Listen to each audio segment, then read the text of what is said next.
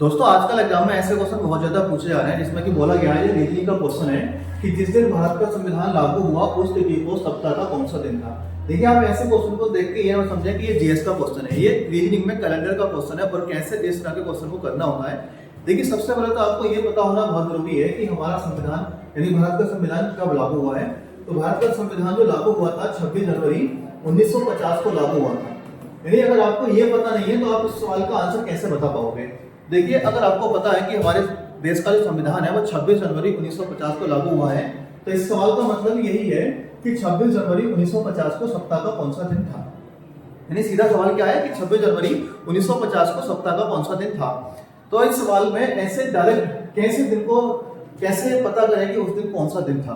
तो देखिए आज मैं आपको ऐसा कंसेप्ट बताऊंगा कि आज के बाद आपका इसमें का कोई भी सवाल गलत नहीं होने वाला है, चाहे वो ऐसे पूछ ले या कोई सीधी तिथि दे दे कि 15 अगस्त 1950 को कौन सा दिन था, 15 अगस्त 1947 को कौन सा दिन था।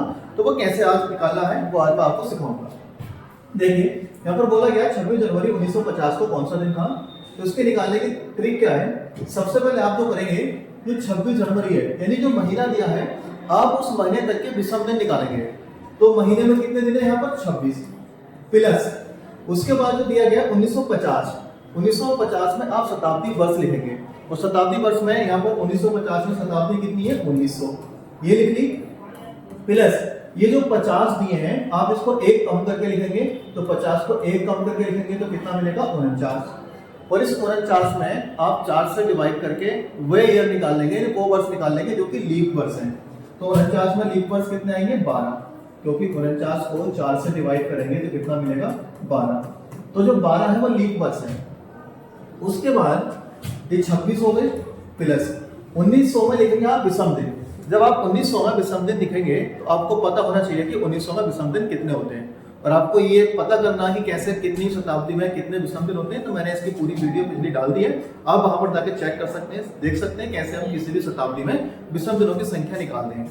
तो मैं आपको बता दूं कि यहाँ पर 1900 में विषम दिन तो कितने होंगे, तो 1900 में विषम दिन होंगे 1, क्योंकि 400 में विषम दिन होते हैं। 400 वर्षों में विषम दिनों की संख्या होती है 0, तो 1600 में कितनी हो जाएगी 0, उसके बाद बचे 300 और 300 में विषम दिनों की संख्या होती है 1। तो यहाँ पर लिखेंगे 1 प्लस 49 हो गए प्लस 12। अब आप इन्हें या तो जोड़ लो या इसे 7 से डिवाइड करके यही छोटा कर लो। 7 से 21 5 बच गए, यहाँ पर 1 आ गया, 749 0 और 7 एकम 7 कितने बच गए 5, 5 5 10 और 1 11। इसे 11 को 7 से डिवाइड कर देंगे, 7 एकम 7 4 बच गया, और जो 4 बच गया वो 4 कोड होता है बृहस्पतिवार का। 4 कोड किसका है बृहस्पतिवार का। तो इस सवाल का जो राइट आंसर आएगा वो बृहस्पतिवार आएगा। तो यहाँ पर ऑप्शन नंबर 2 इसका राइट आंसर होगा गुरु। तो ऐसे क्या आप किसी भी सवाल को कर सकते हैं। अगर आप ये सवाल करना सीख गए और समझ में आ गया तो मुझे कमेंट करके बताइएगा कि जिस दिन हमारा भारत आजाद हुआ उस दिन सप्ताह का कौन सा दिन था।